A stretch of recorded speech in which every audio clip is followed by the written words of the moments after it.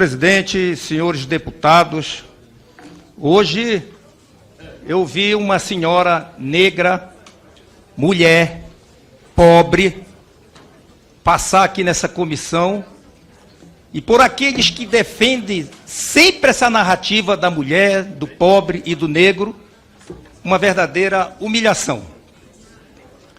Inclusive, deputadas ameaçando a pessoa que estava aqui como mulher, negra e pobre, de processo, caso ela fosse pega em alguma mentira.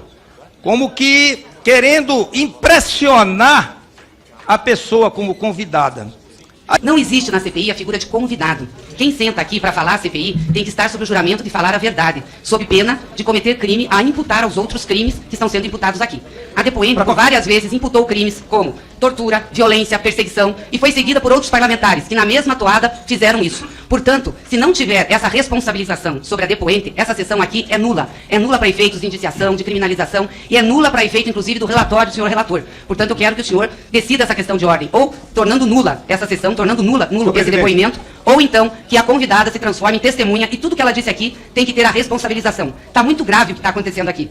As pessoas estão imputando às outras crimes. Crimes, sem você provar que é crime também. Então, a senhora vai responder por aquilo que a senhora não puder comprovar. Assim como os deputados também que estão aqui criminalizando os outros. Seu presidente, deixa a deputada terminar. Ó, meu tempo.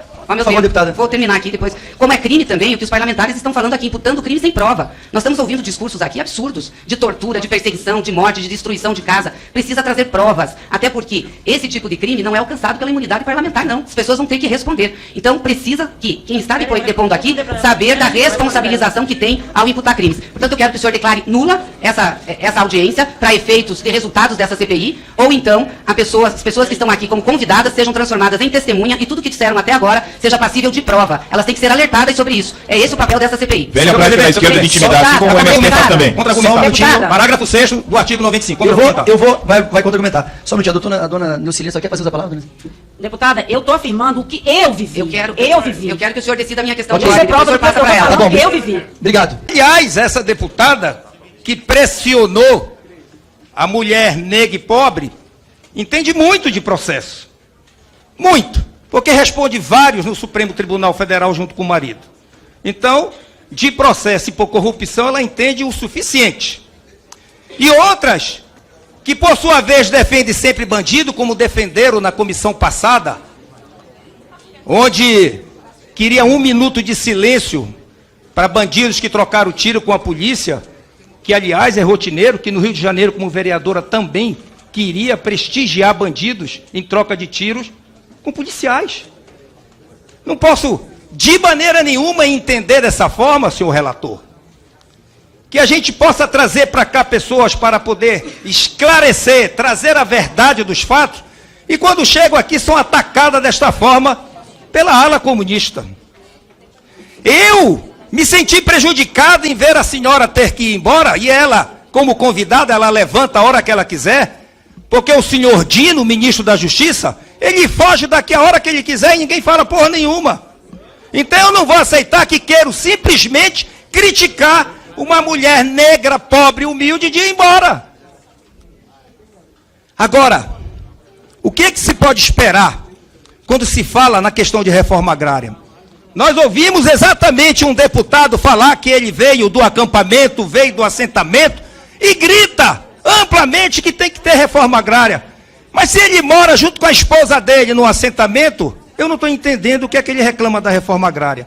Até porque reforma agrária, senhor presidente, quem não fez foi o governo deles, que passaram quase 2 décadas no poder e não fizeram nada, absolutamente nada. Apenas usaram o povo pobre de massa de manobra assim, para fazer o caos no campo, para causar o prejuízo daqueles que produzem no país.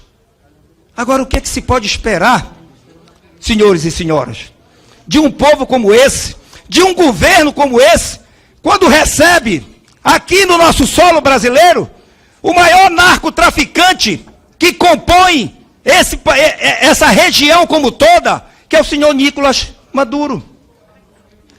Um narcotraficante, ditador, terrorista, que simplesmente levou o país da Venezuela ao caos, à pobreza, onde as pessoas humildes e pobres fogem de lá, são mais de 6 milhões de pessoas que fugiram da Venezuela. Inclusive a maioria para cá, para o nosso país, que enfrenta um caos para poder alojar essas pessoas. Na minha cidade, Belém do Pará, em todas as esquinas encontramos as pessoas pedindo nas ruas, passando fome, porque Nicolás Maduro é recebido como um herói aqui no nosso país.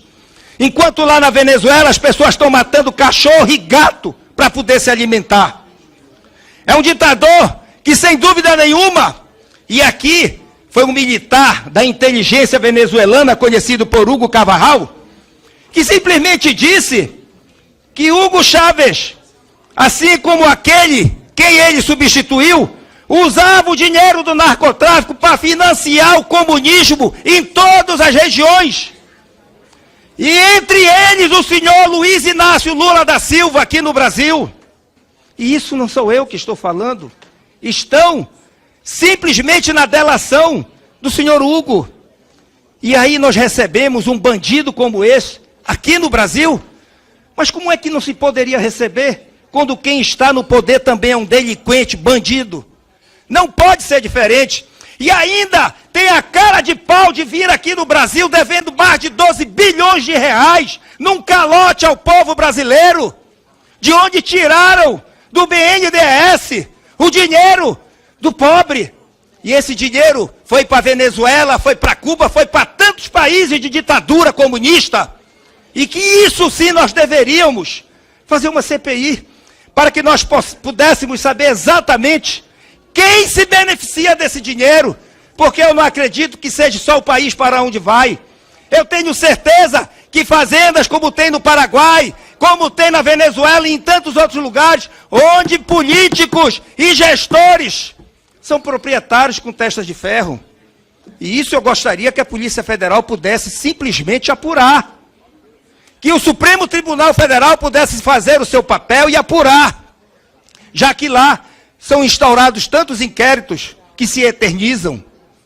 Então, senhor presidente, nós não podemos ficar aqui vendo pessoas serem humilhadas e ameaçadas quando vem depor para poder expor a verdade do que o MST é.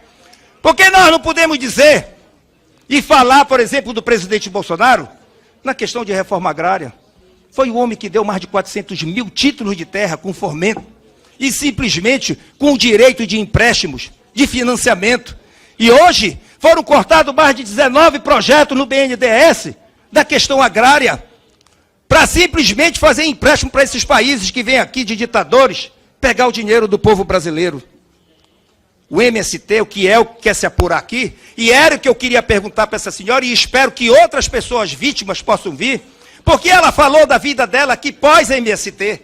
Ela foi uma membro do MST. Eu queria a vida dela quando estava no MST. Eu queria saber dela exatamente o que é que eles davam para invadir as terras. Que terra eles invadiam? Se eram terras produtivas? E quando o dono da propriedade reagia, o que era fornecido para eles e que orientação era dada a eles? Se era para reagir, para matar, quebrar, botar fogo.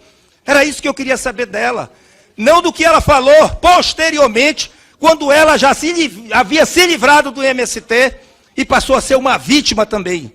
O que se conclui aqui, pelo que eu consegui captar dessa senhora, é simplesmente de que ela, sim, depois de se livrar do MST, passou a viver como uma pessoa normal, que planta, tem o seu comércio, porque quando ela estava sob o domínio do MST, ela tinha um comércio. Sobre o comando do MST, trabalhava de graça e passava o dinheiro todo para os membros do MST. E isso sim é trabalho análogo a escravo, que tem que estar assim aí na ata para que a gente possa tomar as providências que tem que ser tomadas. Inclusive com a tortura, porque a tortura não é só física, a tortura também é psicológica, e muito foi feito com ela, com o marido dela, que inclusive os processos que foram mencionados dessa senhora aqui, eu não tenho nenhuma dúvida, foi porque tiveram que se proteger, foi porque tiveram que reagir às agressões que sofreram. E aí é muito fácil chegar aqui e apresentar dois processos em que ela e o marido respondem. Portanto, senhor presidente, eu espero que da próxima vez a gente possa ter oportunidade, não só a mim, como um conservador de direita, mas também aqueles da esquerda, até para que se possa fazer o contraditório e trazer a verdade para aí. Porque eu não tenho dúvida, essa CPI vai mostrar quem são os financiadores, quem são aqueles que dirigem, e principalmente mostrando que o MST é um grupo de criminosos que não tem vida, não tem identidade, e que é usado por esse governo simplesmente para poder causar o caos no campo, porque eles odeiam quem trabalha no campo. Obrigado, senhor presidente. Gostaria de deixar claro que as opiniões e informações apresentadas aqui são de responsabilidade exclusiva de seus autores. Como criador deste conteúdo, não me responsabilizo por consequências. Pesquise e busque orientação profissional antes de decisões significativas.